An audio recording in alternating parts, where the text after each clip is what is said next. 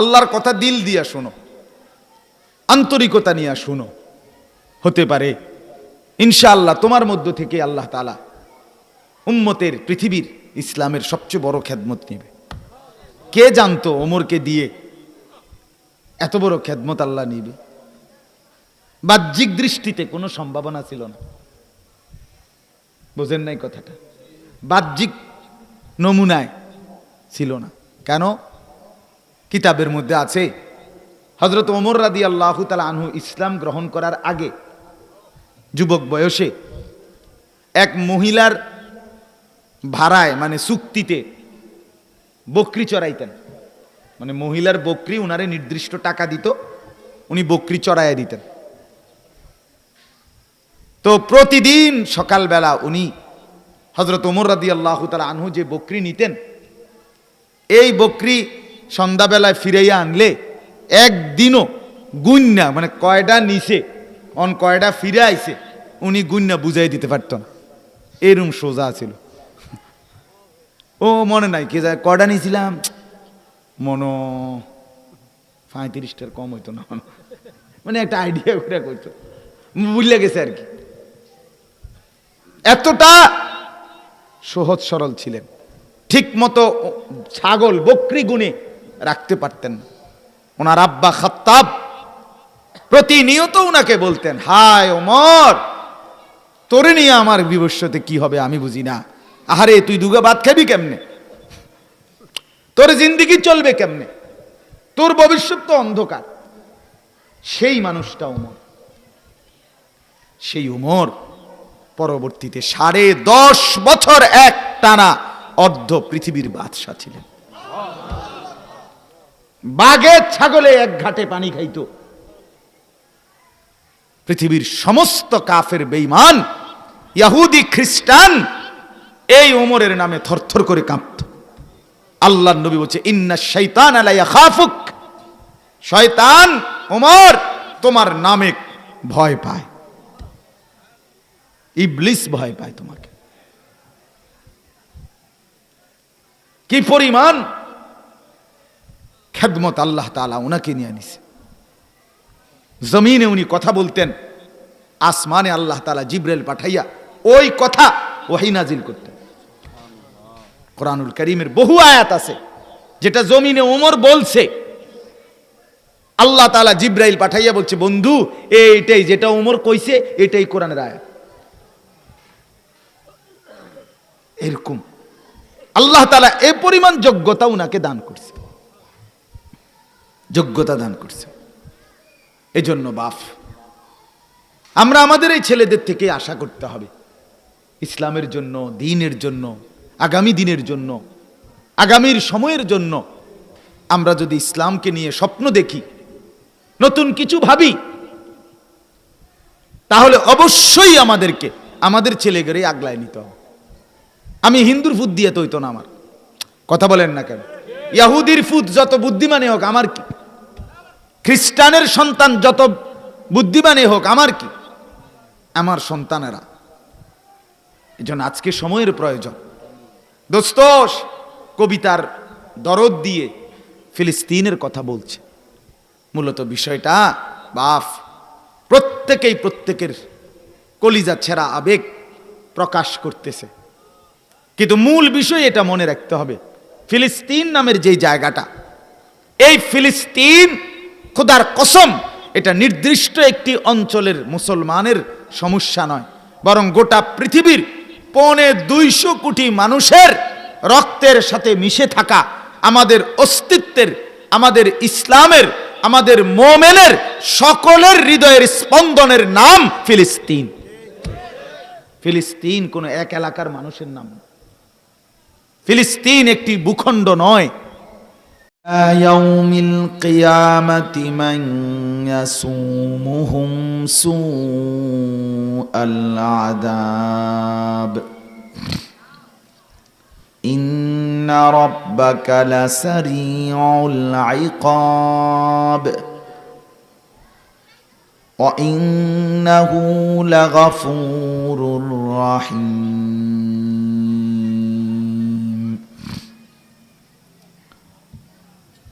وقطعناهم في الأرض أمما منهم الصالحون ومنهم دون ذلك وبلوناهم بالحسنات والسيئات لعلهم يرجعون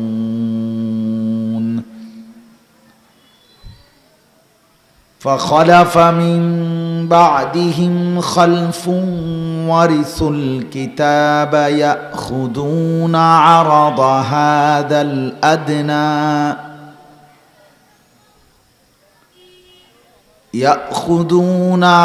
هذا الأدنى ويقولون سيغفر لنا وإن يأتهم عرض مثله يأخذوه ألم يؤخذ عليهم ميثاق الكتاب ألا يقولوا على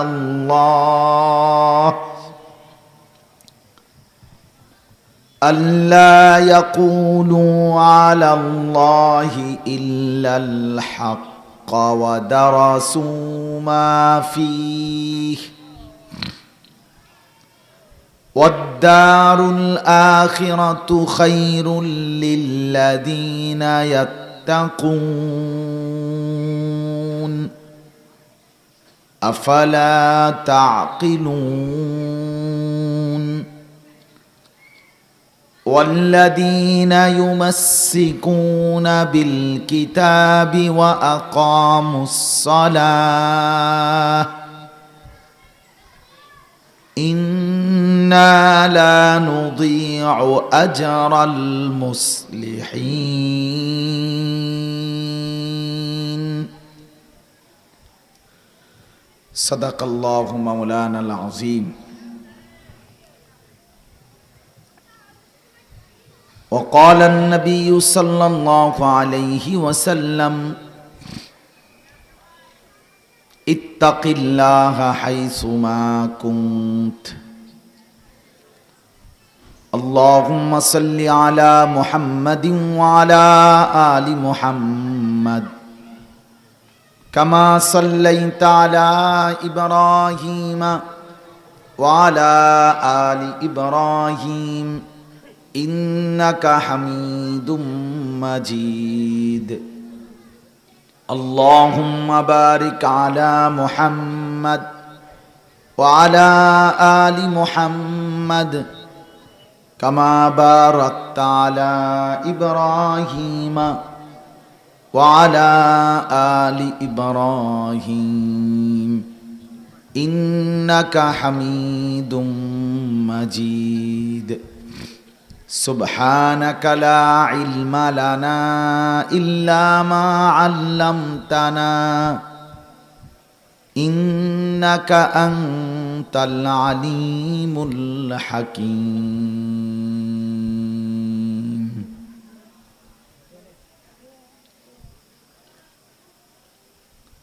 الحمد لله আল্লাহ পাক রব্বুল ইজ্জাত যুল জালাল ওয়াল ইকরামের ফজল করম রব্বুল আলামিনের অপরিসীম ইহসান মেহেরবানি দয়া আল্লাহ তাআলা আমাদেরকে আজ 19 অক্টোবর 2023 রোজ বৃহস্পতিবার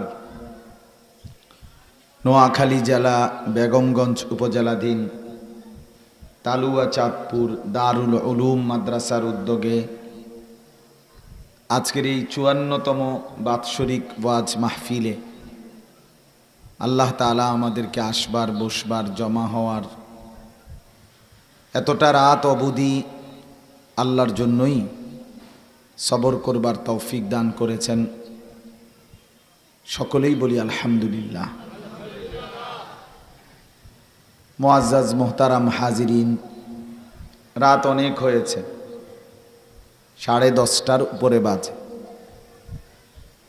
মেহেরবানি করে সামান্য কিছু সময় আমরা আপনাদের সামনে অল্প কিছু কথাই আরজ করতে চাই। প্রথম কথা হলো, যারা এই ভেতরে প্যান্ডেলে বসছেন সবার প্রতি অনুরোধ, এইটুকু সময়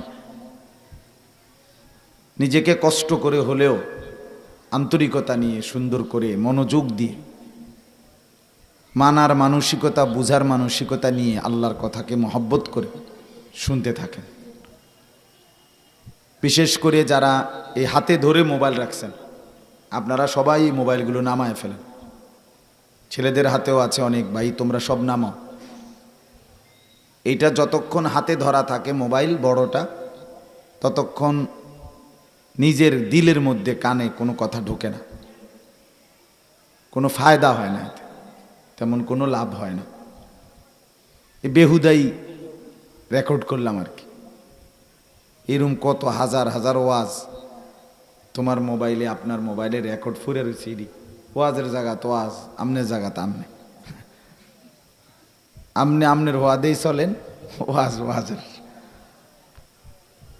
লক্ষ লক্ষ বক্তা, হাজার হাজার বক্তা মোবাইলের ভিতরে শিক্ষেরা শেষ করে নিতেছে। এই সবাই আমগো সবার ওয়াজে আছে, কিন্তু মূল বিষয় হলো আমাদের জিন্দিগির হালাত কি, জীবনের অবস্থা কি। এজন্য ভাই সরাসরি শুনলে ভালো, সরাসরি শুনলে, চোখের দিকে তাকায়া, দিল সোজা রাইখা, মনোযোগ দিয়ে শুনলে ভালো। কোরআনুল কারীমে আল্লাহ তাআলা বলছেন যে মূলত যে নাফরমান পাপী, তার ওয়ালাকিন তা'মাল কুলুবুল্লাতী ফিস সুদূর, তার বুকের ভিতরে যে কলব, অন্তর আছে, আল্লাহ বলেন নাফরমান, অকৃতজ্ঞ, গাফেল, যে অমনোযোগী, তার সেই ভেতরের চক্ষুটা, ভেতরের দিলের চোখটা, এটা অন্ধ হয়ে যায়। তা'মাল কুলুব, অন্তরটা অন্ধকার হয়, অন্ধ হয়ে যায়, অন্ধ। আল্লাতী ফিস সুদূর, চোখে ঠিকই দেখে। নাফরমান পাপীরাও গোটা জগৎটা চোখে দেখে, কিন্তু তাদের দিল মূলত অন্ধ। দিলের ভিতরে যে একটা চোখ আছে, সেটা কিছুই দেখে না। এই জন্য অন্তর বন্ধ হয়ে যায়, খামখেয়ালি, অবহেলা, গুনাহ, নাফরমানির কারণে।